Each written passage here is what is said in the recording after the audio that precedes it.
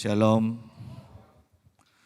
Mari bersama kembali kita membuka Alkitab kita di dalam 1 Timotius pasal yang ke-6. 1 Timotius pasal yang ke-6. Ayat yang ketiga mulai. 1 Timotius pasal yang ke-6 ayat yang ketiga mulai. Jika seorang mengajarkan ajaran lain dan tidak menurut perkataan sehat, yakni perkataan Tuhan kita Yesus Kristus, dan tidak menurut ajaran yang sesuai dengan ibadah kita, ia adalah seorang yang berlagak tahu padahal tidak tahu apa-apa. Penyakitnya ialah mencari-cari soal dan bersilat kata yang menyebabkan dengki, cedera, fitnah, curiga. Percekcokan antara orang-orang yang tidak lagi berpikiran sehat dan yang kehilangan kebenaran, yang mengira ibadah itu adalah suatu sumber keuntungan. Memang ibadah itu kalau disertai rasa cukup, memberi keuntungan besar.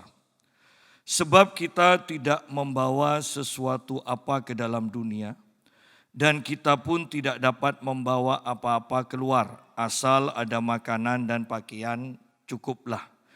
Kita nanti akan bahas sampai ayat yang ke-12. Mari kita lihat dahulu ayat per ayat. Ayat yang ketiga dikatakan, jika seorang mengajarkan ajaran lain yang tidak menurut perkataan sehat, yakni perkataan Tuhan kita Yesus Kristus, dan tidak menurut ajaran yang sesuai dengan ibadah kita. Sidang jemaat, bahwa seorang pengajar di dalam sebuah gereja itu sangat penting, ya. Tidak semua orang sebenarnya layak atau pantas menjadi pengajar, menjadi pengkhotbah di dalam sebuah gereja.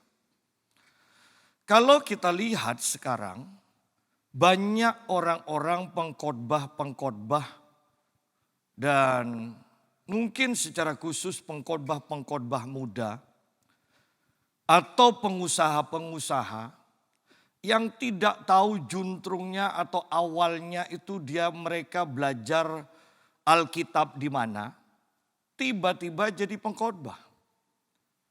Karena berhasil di satu bidang, itu tidak membuat orang itu secara otomatis pantas menjadi pengkhotbah di sebuah gereja. Baiklah mereka berhasil di dalam satu bidang.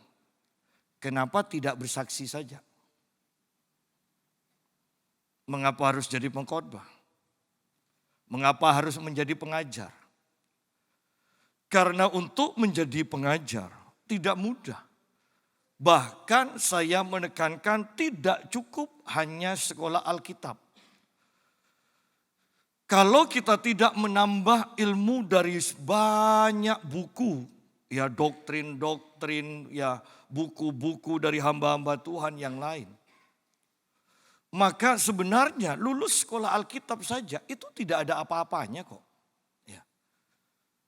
Apalagi yang tidak sekolah Alkitab, hanya berdasarkan pengalaman, sehingga kita ini, gereja kita ini aneh. Ya, maksud saya banyak gereja itu aneh. Bahkan kalau kita lihat sekarang, model-model gereja itu aneh. Banyak gereja modelnya seperti diskotik. Mengapa harus seperti diskotik? Supaya senang Pak, orang yang biasa ke diskotik itu supaya tetap merasa di rumah. Nah ini kan bahaya kan? Ya, bahaya. Orang yang suka memakai pakaian compang-camping kemudian berkhotbah mengajarkan Tuhan tidak lihat penampilan. Ya, Tuhan melihat hati. Hei, kalau penampilanmu sudah seperti itu, apalagi hatimu. Kan seperti itu kan? Seharusnya. Banyak ajaran-ajaran yang aneh-aneh. Ya. Gereja, di dalam gereja diajari cara memasak. Padahal lihat di sini kan, jika seorang mengajarkan ajaran lain yang tidak menurut perkataan sehat itu apa? Yakni perkataan Tuhan kita Yesus Kristus. Tuhan Yesus tidak pernah ngajar masak di sinagog. Tidak pernah. Ya. Tetapi Anda lihat sekarang, gereja ini aneh. Diajar tentang kesehatan, tentang darah tinggi, ya kan? Tentang diabetes, diajar tentang cara memasak, diajar bagaimana hidup romantis suami istri. Aneh-aneh. Padahal di sini jelas bahwa perkataan sehat yakni perkataan Tuhan kita Yesus Kristus yang harus diajarkan di tengah-tengah kita. Ya. Dan tidak menurut ajaran yang sesuai dengan ibadah kita. Tidak sesuai. Ibadah itu diajar bagaimana kita terus diubahkan menjadi seperti Yesus. Ibadah itu diajar bagaimana kita menjalin hubungan intim dengan Tuhan. Ibadah itu diajar bagaimana kita hidup berkenan kepada Tuhan. Ibadah itu diajar bagaimana kita hidup kudus bagi Tuhan. Sebenarnya itu yang diajarkan di dalam ibadah. Kalau lepas dari itu, aneh. Bagaimana diberkati menjadi kaya 7 kali lipat. Loh, itu tidak ada di dalam gereja. Ya. Ajaran Yesus menanggalkan segala sesuatu. Meninggalkan segala sesuatu. Bagaimana kita sekarang diajar untuk mendapatkan semua yang kita ingini. Ya.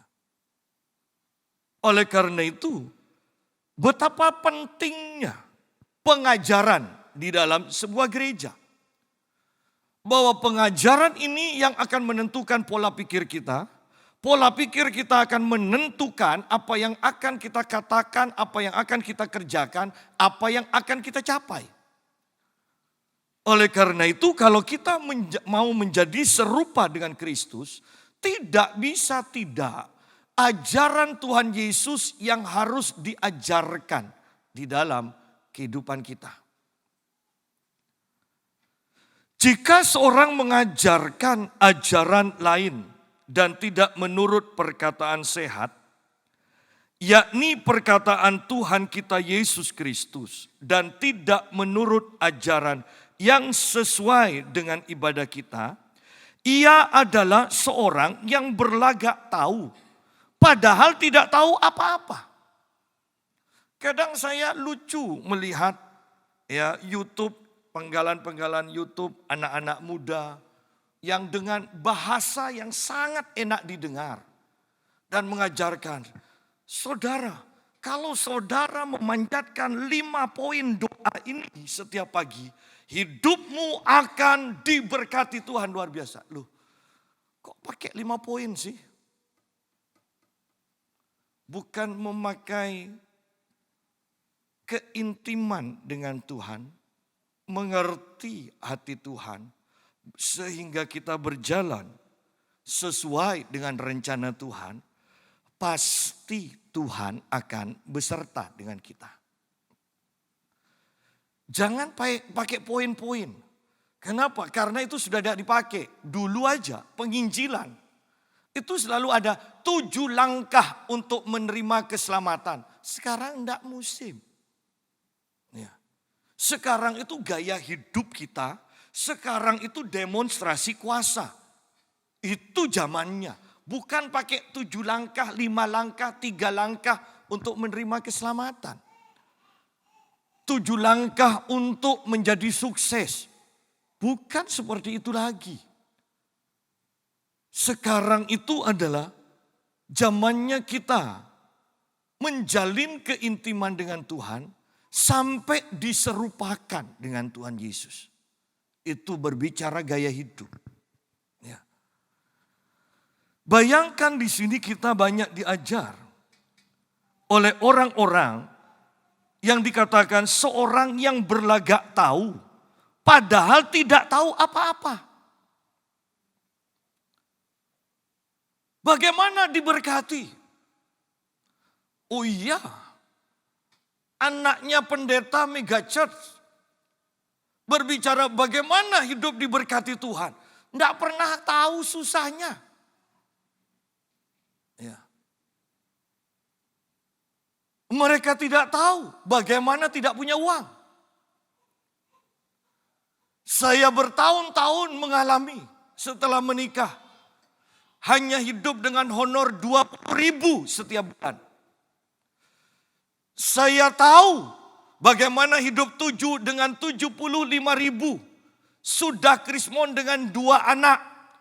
Saya tahu ketika uang sudah habis dan saya harus berdoa dan berdoa dan berdoa dan berdoa dan mendengar suara Tuhan. Nanti aku akan kirim sejumlah uang segini. Di sana saya belajar bagaimana belajar mendengar suara Tuhan. Saya belajar bagaimana hidup mengandalkan Tuhan. Kalau ujuk-ujuk sudah jadi milioner dan bersaksi dan mengajar bagaimana hidup dalam berkat Tuhan, bohong. Anda mau belajar bagaimana hidup dengan Tuhan, engkau harus dinolkan terlebih dahulu. Baru bisa belajar hidup dengan Tuhan. Engkau yang pernah mengalami bangkrut dan ketika engkau mulai diperbaiki lagi karena engkau mulai belajar dengan Tuhan, mengikuti Tuhan, engkau pantas untuk mengajar. Tetapi kalau hanya teori toh, orang yang berlagak tahu padahal belum pernah mengalami apa-apa, mau ngajar. Mau ngajar bagaimana mengusir setan padahal dirinya belum pernah mengusir setan. Saya bahkan takutnya kalau kencing malam-malam minta diantar ke kamar mandi. Karena kamar mandinya jauh dari kamarnya mungkin. Sidang jemaat. Kalau mau jujur, kembali kalau mau jujur. Gereja ini aneh, banyak gereja aneh. Banyak gereja aneh.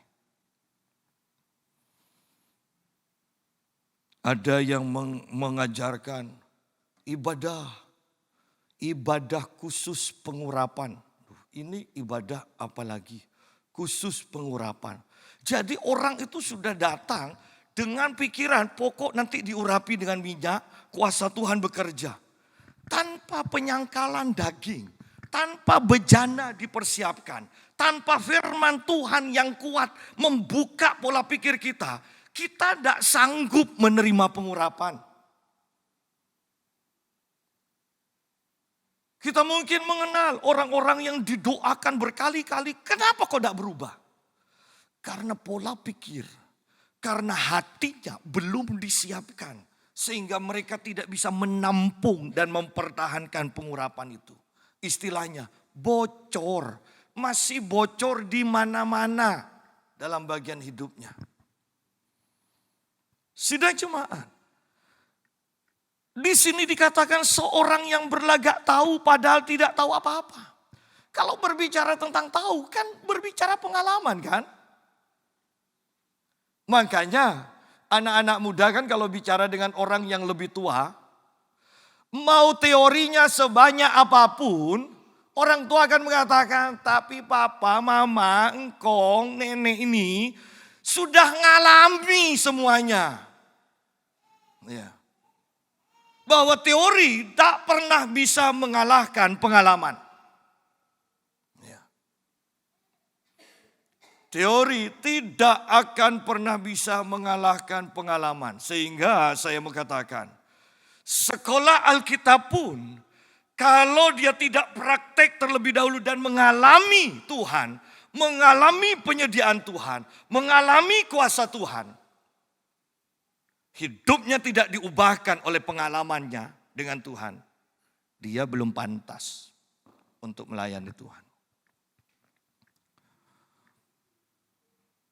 Sehingga kembali kita melihat bahwa tidak mudah. Bahkan Alkitab mengatakan untuk menjadi guru itu pekerjaan yang mulia. Tapi bebannya besar, tanggung jawabnya besar. Ya. Seorang yang berlagak tahu padahal tidak tahu apa-apa. Mau ngajar doa, tidak pernah hidup dalam doa. Saya sungguh tetap ingat seorang guru saya yang mengatakan, guru sekolah Alkitab, semboyan saya adalah doa adalah nafasku. Tapi saya beritahukan, saya sendiri tidak kuat hidup. Saya tidak kuat doa lebih dari setengah jam. Saya berdoa tidak pernah lebih dari setengah jam. Loh, sesak nafas dong. Ya kan? Kalau doa adalah nafasku, tapi 24 jam hanya bernafas tidak sampai setengah jam, kan sesak. Sidang jemaat, artinya bahwa orang yang tidak punya pengalaman dalam doa, mau disebut dosen pun tidak pantas ngajar doa. Ya. Orang yang kawin cerai, mau jadi pengkhotbah, ya tidak pantas ngajarkan tentang hidup kudus dalam pernikahan. Lihat di sini bahwa menjadi pengajar itu tidak mudah. Sehingga orang kalau tidak punya pengalaman, ini loh kerjanya. Penyakitnya ialah mencari-cari soal dan bersilat kata yang menyebabkan dengki, cedera, fitnah, curiga, percekcokan. Orang tanpa pengalaman. Doa tanpa pengalaman, ribut. Hanya cekcok aja. Orang gak pernah punya pengalaman tentang perpuluhan, mau ngajar perpuluhan. Ribut, sampai sekarang pertengkaran sepertinya pertengkaran terbesar itu bukan antara Tuhan dan iblis. Tetapi pertengkaran terbesar di gereja sekarang soal perpuluhan. Ya. Yang gak punya pengalaman mengatakan, gak perlu itu. Itu perjanjian lama. Bahkan yang tak tahu soal Alkitab, tetapi berlagak tahu. Itu hukum Taurat. Loh, itu berlagak tahu. Sekarang sudah tidak berlaku lagi. Apalagi kalau sudah di Maliaki dikatakan tentang kutu. Itu kejam. Ya. Tetapi tahukah Anda bahwa perpuluhan bukan hukum Taurat? Perpuluhan bukankah dimulai dari Abraham? Yang karena memenangkan peperangan yang tidak masuk akal. Mengalahkan 5 atau 6 raja. Hanya dengan ditolong, dengan mengandalkan hamba-hambanya para budak. Mana bisa diterima. Sehingga Abraham menyadari ini adalah pertolongan Tuhan. Sehingga ketika dia menyadari ini adalah pertolongan Tuhan, dengan inisiatifnya dia mengadakan ucapan syukur memberikan 1/10 dari hasil jarahannya. Yakub demikian pula. Bahwa ketika dia melarikan diri, dia tidak punya apa-apa. Dia berjanji, Tuhan, kalau engkau memberkati aku, lihat di sini, kalau engkau Tuhan memberkati aku, maka aku akan memberikan 10% dari semua berkat itu. Lihat di sini bahwa ini adalah inisiatif, bukan hukum Taurat. Bahkan hukum Taurat belum ada pada waktu itu. Ya. Nah, kebenaran ini dijadikan hukum, salah satu hukum di dalam hukum Taurat. Sayangnya ketika bangsa Israel, lihat, ketika di dalam Maleaki kemudian dikatakan engkau sudah kena kutuk. Lu pelajaran ini tidak bisa diterima loh oleh banyak orang sekarang ini. Padahal kalau mau jujur, banyak orang kena kutuk. Kalau mau jujur, karena memang tidak ngasih perpuluhan. Kalau mau jujur. Terus saya mau jujur. Saya punya papi sekarang almarhum. Dulu tidak pernah ngasih perpuluhan. Anda tahu hidupnya. Setiap Natal, mami selalu mencari uang untuk menutupi hutang papi. Karena semuanya dia pakai. Itu pelajaran yang saya dapat dengan mata kepala saya sendiri. Sehingga ketika saya menjadi hamba Tuhan, saya memberi perpuluhan. Bahkan lebih karena saya takut kurang. Saya lebih dari perpuluhan itu. Dan saya mau katakan, saya tidak pernah minjem uang. Saya berani mengatakan, saya diberkati. Istri saya punya amplop-amplop walaupun tidak banyak. Sudah disediakan, ini untuk siapa, ini untuk siapa, ini untuk siapa. Bagaimana saya tidak percaya bahwa Maliaki itu kutuk? Mengapa Matius 23 ayat 23 mengatakan, Yesus mengatakan, yang satu harus dilakukan, yang lain jangan diabaikan. Itu bicara salah satunya perpuluhan loh. Bahkan sampai yang terkecil orang Yahudi itu memberi perpuluhan. Selasih itu kan yang terkecil. Kenapa? Karena salah satu penyebab besar orang Yahudi itu masuk dalam pembuangan karena tidak memberi perpuluhan. Itu ajaran yang benar. Sehingga ketika mereka dikembalikan Tuhan ke tanah asal mereka, perpuluhan adalah hal yang tidak pernah dilupakan, bahkan sampai yang terkecil pun mereka bayar. Lalu di mana soal perpuluhan yang harus diabaikan? Kau bilang hukum Taurat? Membunuh aja hukum Taurat. Kenapa masih dilakukan? Masih tetap berjalan. Membunuh itu dosa. Bukankah itu hukum Taurat? Mencuri itu dosa. Bukankah sekarang tetap mencuri adalah dosa? Tidak menghormati orang tua itu dosa, bahkan ketidaksopanan. Kenapa harus dilakukan sekarang? Bukankah itu hukum Taurat? Sidang jemaat. Kita sedang menghadapi pengajar-pengajar yang tidak punya pengalaman. Saya belajar soal pengalaman, soal perpuluhan ini dari pengalaman dari orang tua saya. Saya bisa membandingkan kehidupan orang tua saya dengan saya. Saya bisa bandingkan. Banyak orang tidak mau mengakui kehancuran demi kehancuran yang sebenarnya disebabkan hanya masalah kecil. Perpuluhan. Dan sekarang kita mendapatkan pengajaran. Satu pendeta di satu saat sampai kebingungan sendiri loh. Satu saat mengajarkan perpuluhan tidak perlu. Di saat yang lain mengajarkan, siapa bilang saya tidak menolak pengajaran perpuluhan. Loh ini ya apa orang yang sama, pendeta besar. Sidang jemaat. Bahwa ibadah, peranan pengajar itu penting sekali. Sehingga beberapa gembala yang minta saya mentori. Saya katakan begini. Usahakan kalau Tuhan. Jangan ditinggal, kamu harus tetap di gereja, perhatikan ajarannya. Yang kedua, jangan beri pendeta yang hanya datang main-main karena kenalan baik kemudian dikasih mimbar. Kalau engkau tidak tahu kehidupanmu, engkau tidak tahu pengajarannya, jangan diberi mimbar. Lebih baik sediakan uang di amplop dan berkati orang itu.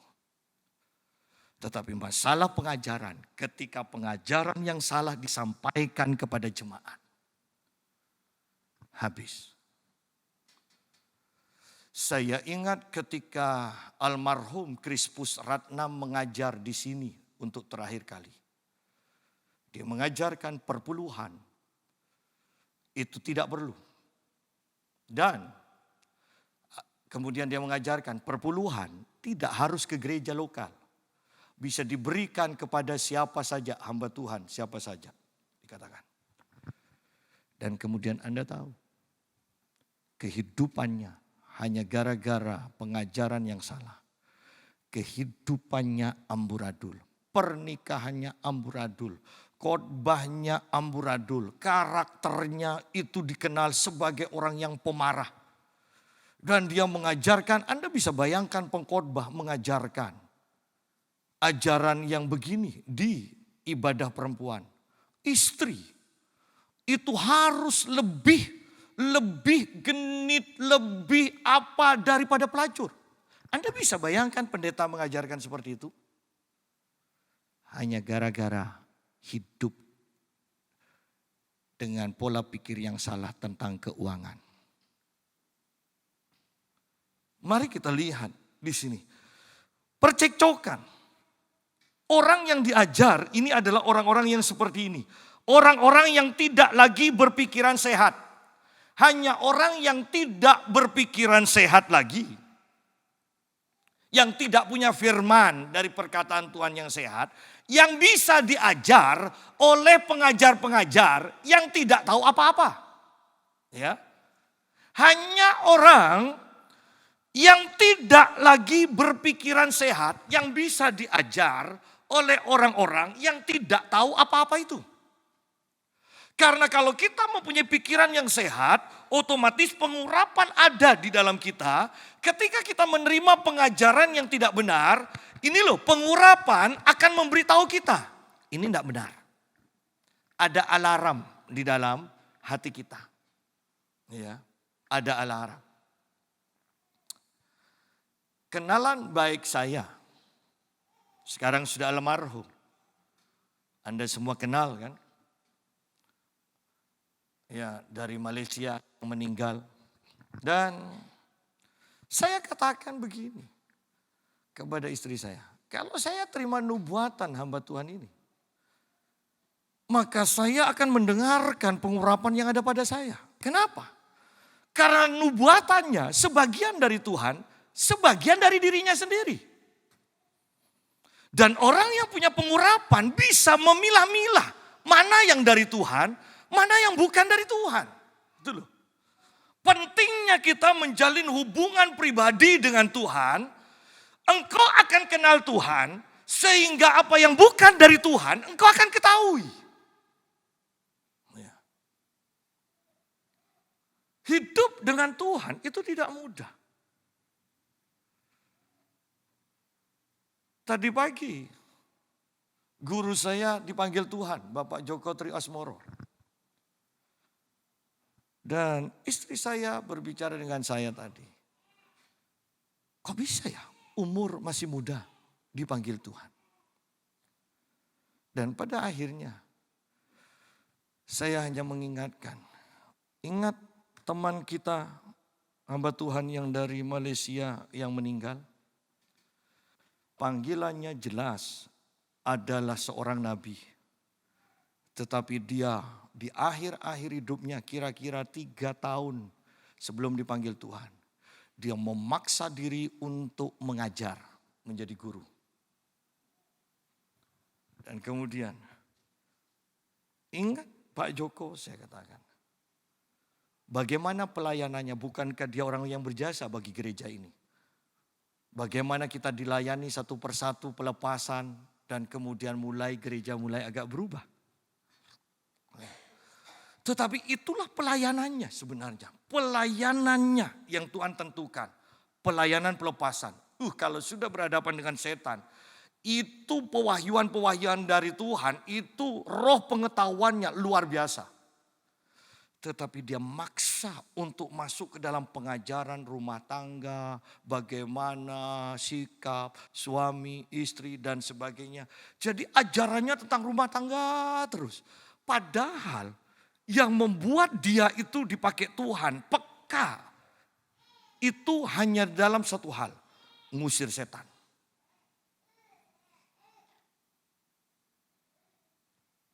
Artinya kembali di sini, bahwa betapa pentingnya kita mengenal Tuhan dan mengenal panggilan Tuhan atau jalur yang Tuhan tetapkan bagi kita. Karena ketika kita keluar jalur, satu, kita akan sukar untuk hidup dalam berkat Tuhan. Kedua, kemungkinan umur kita akan pendek. Karena di jalur yang kita sekarang lalui, maksudnya sekarang kita seharusnya jalur Tuhan di sini dan kita di sini. Bukankah di sini ada hamba Tuhan yang lain sebenarnya? Bagiannya yang Tuhan sudah tetapkan. Dan kita mengganggu orang ini.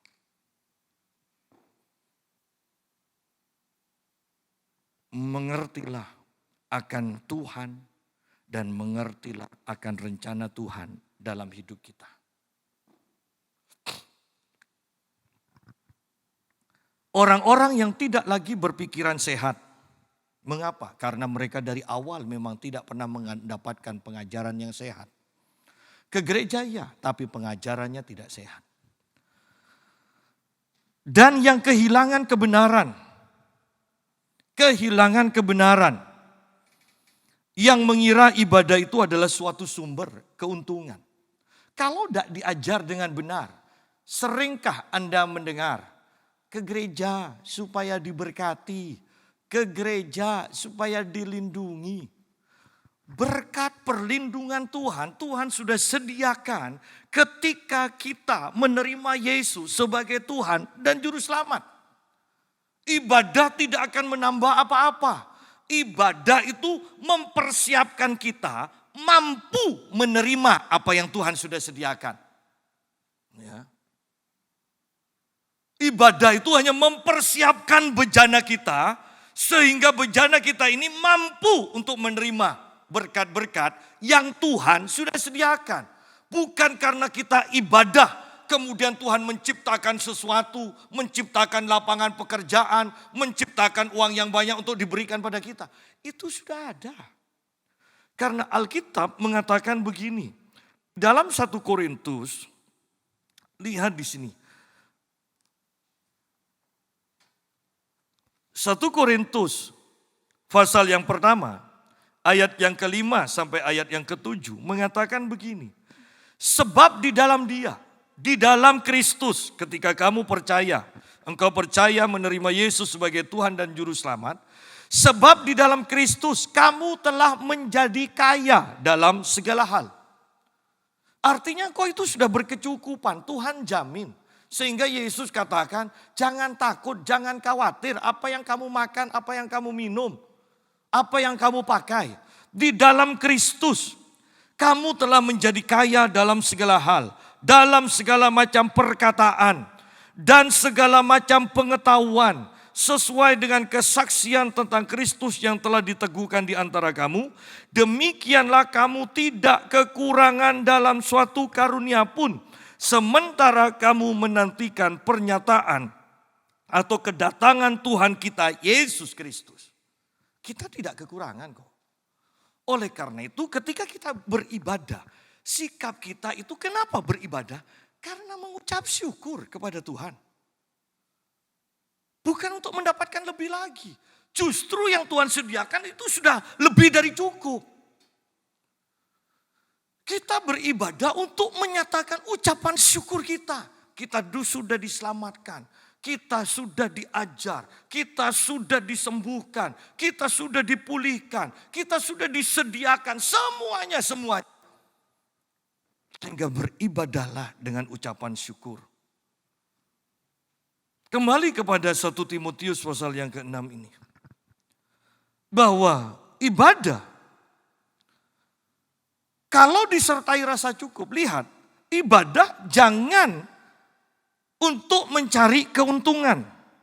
Ibadah bukan sumber keuntungan, tetapi luar biasanya ketika kita ibadah dengan rasa cukup, ketika kita ibadah dengan mengucap syukur, dalam sikap mengucap syukur, justru ibadah dengan sikap yang benar ini akan memberi keuntungan besar.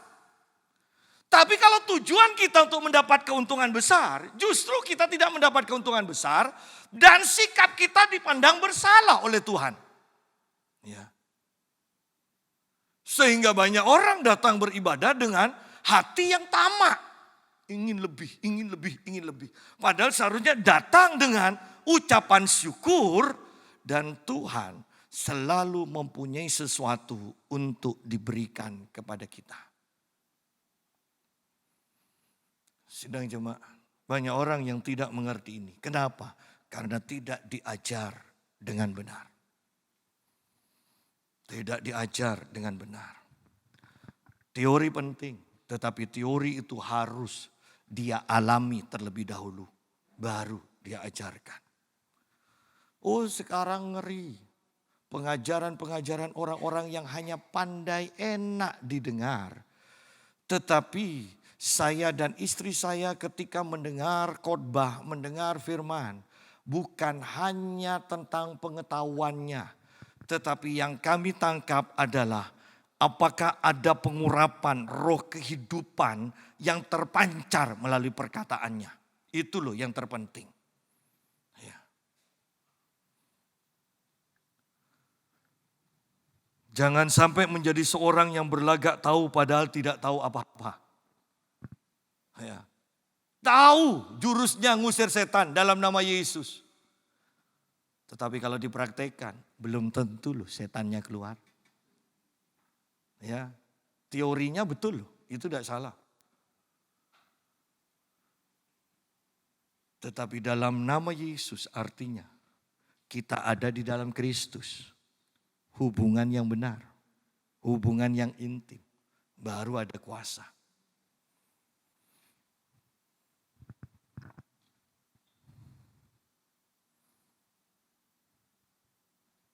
Ada seseorang yang nelpon saya, minta didoakan, kapan ke Surabaya? Saya katakan, nanti Juni ya, setelah dari Prigen tanggal 30 Juni saya ke Prigen, pulangnya saya mampir. Saya sudah katakan, kenapa kau tidak minta doa kepada pendetamu? Dan dia hanya ketawa, hehehe. Sopan, daripada menjelek-jelekkan pendetanya kan. Saya katakan, kalau berani tinggalkan gerejamu. Kenapa? Pendetanya sudah jatuh dalam perselingkuhan kok masih tetap setia? Sidang jemaat, lihat bahwa ini loh gereja sekarang. Ini gereja. Ayat 7, sebab kita tidak membawa sesuatu apa ke dalam dunia dan kita pun tidak dapat membawa apa-apa keluar. Wow, itu ibadah itu harus disertai rasa cukup, jangan tamak. Kenapa? Toh percuma dapat banyak. Tahu cara kerja Tuhan? Sebelum Tuhan menciptakan kita manusia ini, bukankah Tuhan sudah menciptakan apa yang kita butuhkan terlebih dahulu di dunia? Ketika kita di surga nanti, kita tidak boyongan dengan apa yang kita miliki. Sebelum kita sampai ke surga, Yesus katakan, aku yang menyediakan tempat bagimu. Perabotannya otomatis juga disediakan oleh Yesus. Kalau sudah jadi, engkau tinggal masuk. Sama seperti di bumi. Ketika Tuhan mau menciptakan manusia, sebelum kita diciptakan, semua yang kita butuhkan Tuhan sediakan. Di surga pun demikian. Bukankah seharusnya kita belajar bahwa apa yang sudah Tuhan kerjakan di bumi, itu sebenarnya pelajaran bagi kita. Itu yang Tuhan juga akan kerjakan lagi di surga. Sudahlah, Anda mau punya cincin yang terbaik, termahal, yang Anda lus-lus terus, walaupun tidak keluar jinnya, ya, Anda lus-lus terus, Anda punya iman sebesar gunung, bukan sebesar biji sesawi, sebesar gunung, tetap tidak akan bisa bawa cincin itu ke surga. Karena berliannya itu di surga sebesar pintu gerbang. Duh, Anda bisa bayangkan itu. Kemudian Anda mau bawa yang hanya satu mata. Tuhan katakan, hei anakku, aku sediakan. Sudah, tidak usah pakai yang kecil. Itu loh pintu gerbang, buka tutup terus. Ya. Oleh karena itu ayat ini dikatakan, sebab kita tidak membawa sesuatu apa ke dalam dunia. Kenapa? Bukankah kita tidak bawa apa-apa kan? Semuanya sudah disediakan ketika kita datang ke dunia. Dan kita pun tidak dapat membawa apa-apa ke surga. Kenapa? Karena di surga juga sudah disediakan. Orang zaman sekarang aja orang pindah rumah itu gayanya kan seperti ini kan. Semua perabotannya di rumah yang lama ditinggalkan. Masuk ke rumah yang baru semuanya serba baru. Sebetulnya kan belajar dari ayat ini kan. Ini ayatnya sudah ada kok. Ribuan tahun yang lalu. Kalau mau pindah ke surga, jangan bawa apa-apa. Ya.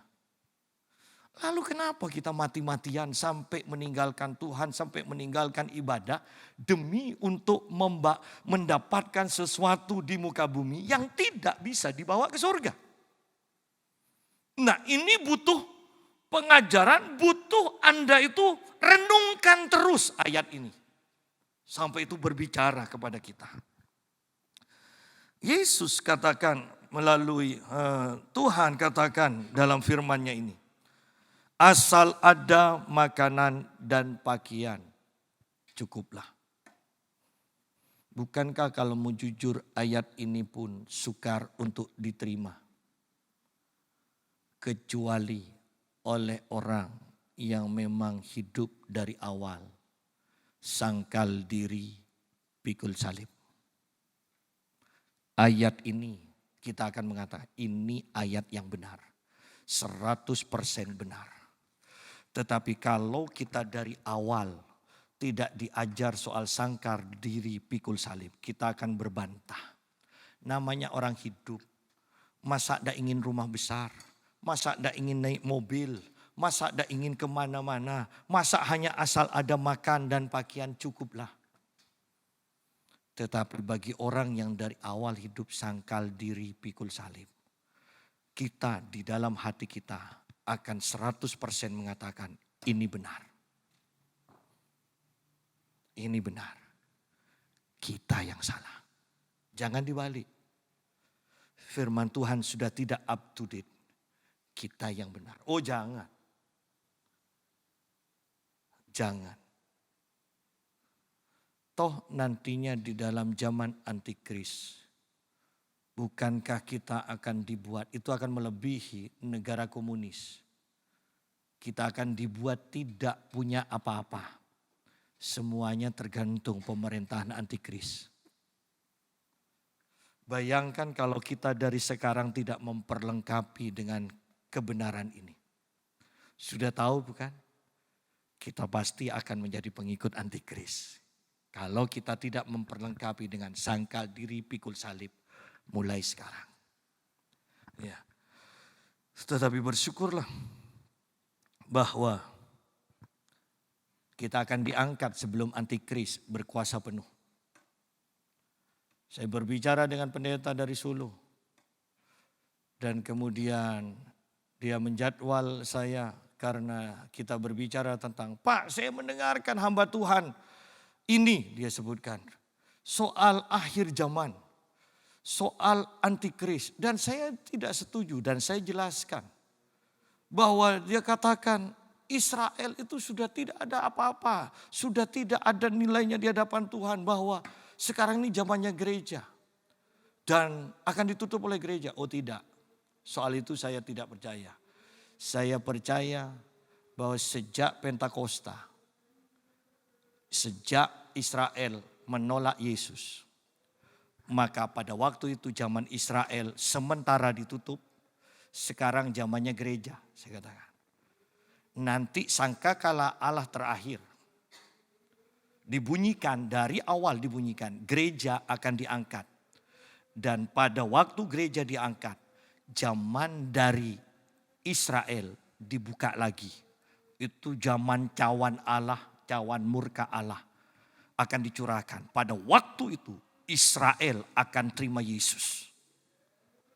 Dan kemudian ditutup dengan Yesus dan gerejanya datang kembali ke bumi untuk mengalahkan iblis. Itu saya setuju Pak, dia bilang. Kapan Pak Yusak ke Solo? Belum ada jadwal. Agustus bagaimana? Iya, saya bisa minggu sekian. Saya kata, iya Pak, deal.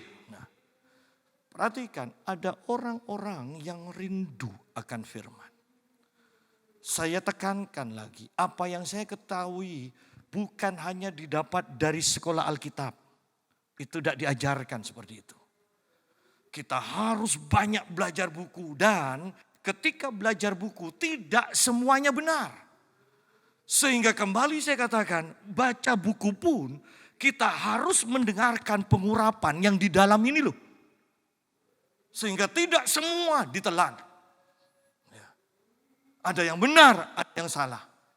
Sehingga ketika orang banyak belajar dan orang banyak bersekutu dengan pengurapan, baru ini loh orang yang akan dipersiapkan oleh Tuhan untuk mengajar dengan benar, untuk hidup di dalam kebenaran.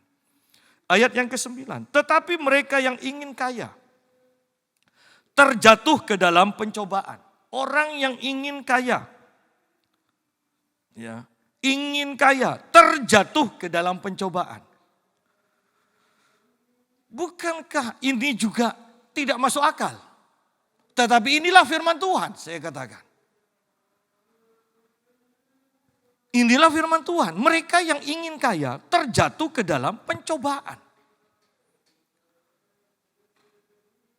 Tuhan inginkan kita bekerja dari bawah sedikit naik.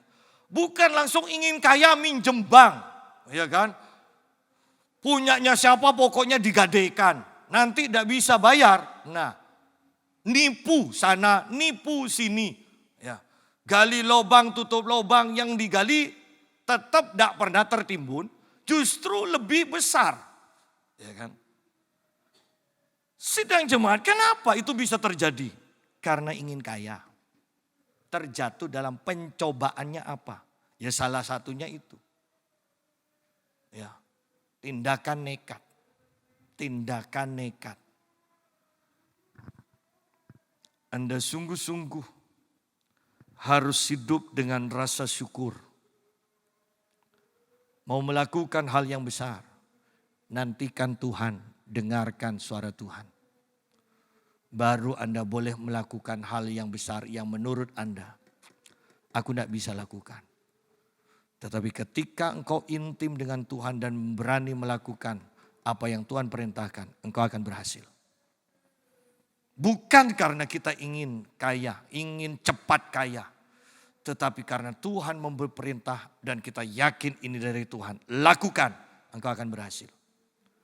Karena kita mentaati Tuhan. Ya. Tetapi mereka yang ingin kaya terjatuh ke dalam pencobaan. Dalam jerat. Kalau sudah bicara jerat, Anda masih bisa bergerak. Iya, tapi tidak bisa jauh dari jerat itu kan. Anda sudah tidak bisa bergerak kemana-mana lagi kalau sudah kena jerat ini. Karena itu orang banyak yang putus asa ketika sudah sampai ke jerat. Terjerat, sudah putus asa dan mungkin bunuh diri. Karena sudah terjerat, tidak bisa lepas lagi. Ya. Dan ke dalam berbagai-bagai nafsu yang hampa dan yang mencelakakan. Bahwa orang yang ingin kaya seringkali mencelakakan dirinya sendiri. Sudahlah yang paling sederhana, sampai tidak tidur. Bukankah itu mencelakakan diri sendiri kan? Sampai tidak tidur. Seorang ibu di Probolinggo hanya terbaring umur hampir 90 tahun. 90 tahun. Terbaring. Saya diundang untuk mendoakan. Karena setiap malam dia menjerit-jerit. Dan kemudian saya usir roh jahatnya. Saya patahkan kuasa dari susuk yang ada di dalam tubuhnya. Selesai itu saya pulang. Malamnya dikatakan. Semua susuk di dalam tubuhnya keluar. Dan saya dipanggil lagi. Ke Probolinggo hanya khusus mendoakan ibu ini. Setelah didoakan saya tanya, kenapa kok pakai susu? Dan ibu ini katakan, Pak dulu itu dia mulai sadar. Dia katakan, saya hidupnya susah. Saya kerja banting tulang. Saya bahkan ngangkat beras, saya ngangkat tepung. Dia katakan, saya angkat, ini perempuan. Saya butuh kekuatan. Bagaimana supaya tetap kuat. Dan tidak sakit pinggang, boyok segala macam. Pakai susu. Dan akibatnya, lihat dia, mencelakakan diri sendiri. Umur 90 tahun, dalam keadaan sakit-sakitan. Dia penuh dengan ketakutan karena setan mendatangi. Dia tidak bisa mati. Bukankah ini mencelakakan diri sendiri? Sedang jemaat, karena ingin kaya. Karena tidak mau sedikit demi sedikit, lakukan aja lah. Sebab firman Tuhan mengatakan, jalan Tuhan bagi orang yang benar. Seperti fajar, terang fajar sampai rembang tengah hari. Itu kan tidak mungkin kan? Fajar dalam waktu 5 menit langsung terang panas. Kan tidak mungkin kan? Sedikit. Ya. Tetapi pasti perjalanannya. Perjalanan orang benar itu pasti. Alkitab katakan semakin naik. Semakin terang. Dan yang mencelakakan, selain mencelakakan di sini dikatakan yang menenggelamkan manusia ke dalam keruntuhan dan kebinasaan. Bukan hanya mencelakakan, tetapi runtuh. Anda bisa bayangkan ada di dalam keruntuhan.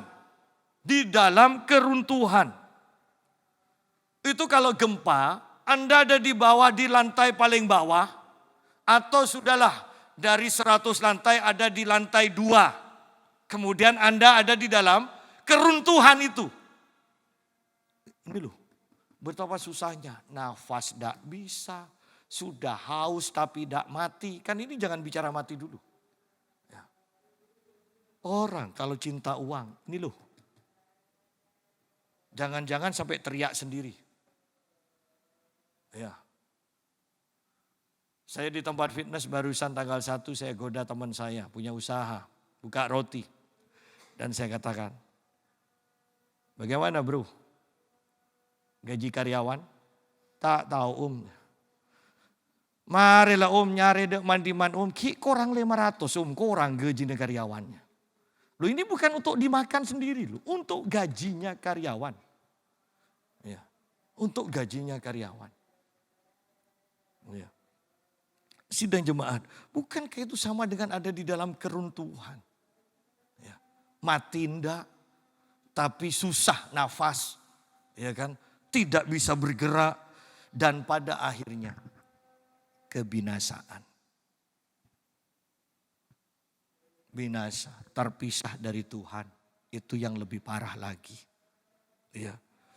Karena akar segala kejahatan adalah cinta uang. Cinta uang itu akar. Ketika kita cinta uang nanti bisa bertumbuh buahnya perzinahan. Ketika cinta uang nanti bisa bertumbuh buahnya kesombongan. Ketika cinta uang nanti bisa bertumbuh berbuah. Buahnya adalah meninggalkan Tuhan. Ketika kita cinta uang kita bertumbuh. Buahnya adalah nipu. Ya kan? Jadi semua kejahatan akarnya adalah cinta uang. Oleh karena itu jangan heran bahkan pendeta pun banyak yang jatuh dalam perzinahan. Bukan karena akarnya perzinahan, bukan. Akarnya cinta uang. Itu loh akarnya. Jadi hati-hati dengan cinta uang ini. Hidup dengan rasa cukup. Ketika engkau diberkati Tuhan, ingat untuk memberi Tuhan. Ingat memberi orang-orang di sekeliling yang membutuhkan. Maka ketika engkau terus belajar memberi. Engkau tidak akan cinta uang. Tetapi ketika engkau terus genggam itu. Engkau akan semakin cinta. Engkau mau dapat sebanyak apapun tetap engkau akan merasa kurang. Padahal kita di sini katakan ibadah harus disertai rasa cukup. Ya. Sebab oleh memburu uanglah beberapa orang telah menyimpang. Karena memburu uang, karena cinta uang. Beberapa orang telah menyimpang dari iman dan menyiksa dirinya dengan berbagai-bagai duka. Dulu murni, sekarang ada motif-motif tertentu dalam melayani Tuhan. Ya kan? Lalu saya beberapa waktu yang lalu mengatakan saya sedih. Kenapa banyak tokoh-tokoh Kristen yang saya pelajari bukunya menjadi berkat bagi saya. Sekarang jatuh dalam perzinahan, dalam perceraian, dalam ketamaan. Ya. Ada yang terkenal sampai mengatakan, beri saya uang lebih banyak lagi. Saya mau beli jet untuk pelayanan, buat jalan-jalan. Berikan saya uang lebih banyak lagi. Engkau akan diberkati Tuhan. Kalau engkau tidak memberi saya uang lebih banyak lagi, engkau akan dikutuk oleh Tuhan. Sampai seperti itu khotbahnya. Sidang jemaat. Kenapa mereka menyimpang dari iman? Kenapa menyimpang dari iman? Karena mereka mulai cinta uang. Ingat, bukan hanya jemaat biasa. Bahkan hamba-hamba Tuhan pun. Kalau tidak hati-hati, cinta uang ini akan mendatangkan kehancuran bagi semua orang. Ya. Ayat yang ke-11. Tetapi engkau, hai manusia Allah dikatakan. Manusia rohani, jauhilah semuanya itu. Yang penting di sini dikatakan, kejarlah keadilan. Kejarlah ibadah, jangan mengejar uang, kejar keadilan, kejar ibadah, kejar kesetiaan, kejar kasih, kejar kesabaran, kejar kelembutan, bertandinglah dalam pertandingan iman yang benar. Kalau kita mengejar ini, maka kita disebut berada di dalam pertandingan iman yang benar. Kalau kita mengejar keadilan, mengejar ibadah, mengejar kesetiaan, mengejar kasih. Ya. Loh, orang Kristen itu banyak loh. Sebenarnya hidup tanpa kesetiaan. Lihat, kalau di kota-kota besar, orang ke sana kemari, ke PD1, PD2, kemudian akhirnya PD-nya juga. Ya, karena ngejar uang, jadi gereja. Lihat bahwa dari jemaat ini ke PD ini, PD ini, ke PD ini, kemudian jadi gereja, jadi jemaat di sini. Bukankah ini sebenarnya sedang melatih ketidaksetiaan? Yang namanya setia kalau satu ya satu, cukup. Ya. Dan ketika gereja membuat hal ketidaksetiaan ini, maka jangan heran rumah tangga pun akhirnya cerai. Kenapa? Karena kita sudah terlatih dalam ketidaksetiaan. Oh, lebih enak di sana. Oh iya. Perempuan juga istri lebih cantik yang muda.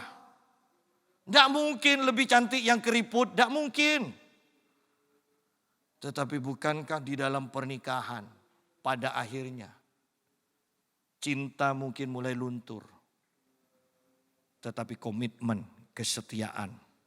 Engkau hidup berdasarkan komitmen sampai akhir. Kita hidup berdasarkan, ini loh perkataan, janji kita ketika pernikahan akan setia sampai mati. Sidang jemaat.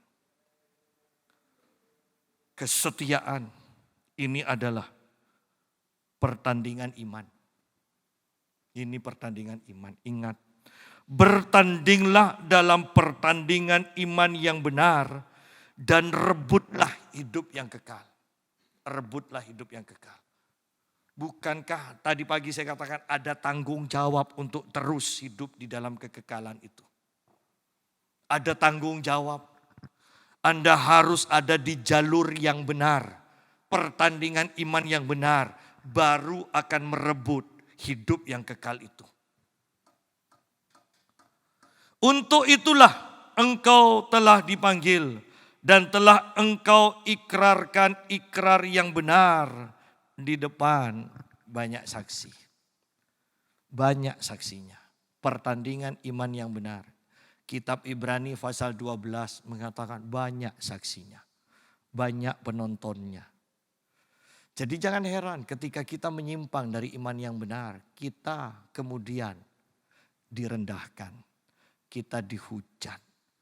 Biasa orang kalah pertandingan ya memang dihujat. Kita dicemooh. Mau apa? Oh ada kasih. Loh ini pertandingan. Ada orang-orang terlalu rohani kalau ada hamba Tuhan ya yang jatuh. Jangan dihujat. Loh, kalau tidak mau dihujat waktu jadi hamba Tuhan, waktu dipakai Tuhan, jangan mau dipuji. Loh ini hukum kok, iya kan? Ketika kita hidup benar dipakai Tuhan, kita dipuji kok. Kita tidak bisa nolak, berdosa loh ya kalau muji saya. Jangan dipuji, tidak bisa. Yang penting itu kita jaga hati. Nah ketika kita sudah terima pujian, kemudian kita jatuh. Mau ngelarang orang menghujat kita? Tidak bisa juga. Itu sudah hukum. Oleh karena itu ingat. Alkitab katakan dalam kitab Ibrani. Dalam pertandingan. Banyak penonton yang menyaksikan kita. Kalau kita kalah. Kita akan dicaci maki. Kita mungkin istilahnya dilempar botol aqua. Ya kan? Kita dicaci maki. Orang kecewa melihat kita. Biasa memang. Ini pertandingan iman. Berapa banyak orang kecewa melihat pendeta jatuh dalam dosa. Ini pertandingan iman. Yang melihat kecewa. Tetapi ketika melihat hamba Tuhan dipakai Tuhan. Hidupnya rendah hati. Orang bertepuk tangan. Wajar. Bagaimana ketika orang lain melihat pertandingan iman yang kita ikuti? Apakah mereka akan bertepuk tangan? Ataukah mereka menghujat? Mencemooh kita? Ayo kembali kepada pengorbanan Yesus. Yesus pun dilucuti di atas kayu salib. Mengapa kita tidak rela juga untuk dilucuti? Asal ada makanan dan pakaian. Cukuplah. Beribadahlah dengan ucapan syukur. Ketika kita beribadah dengan ucapan syukur, cara kerja Tuhan aneh. Justru ketika kita tidak menginginkan apa-apa lagi, kita datang dengan ucapan syukur, justru ada keuntungan besar yang Tuhan sediakan. Ini masalah hati. Kita sendiri yang tahu hati kita. Bawa ke hadapan Tuhan supaya firman Tuhan menerangi hati kita. Dan Tuhan akan terus membawa kita dari kemuliaan kepada kemuliaan yang semakin besar. Mari kita persiapkan diri kita.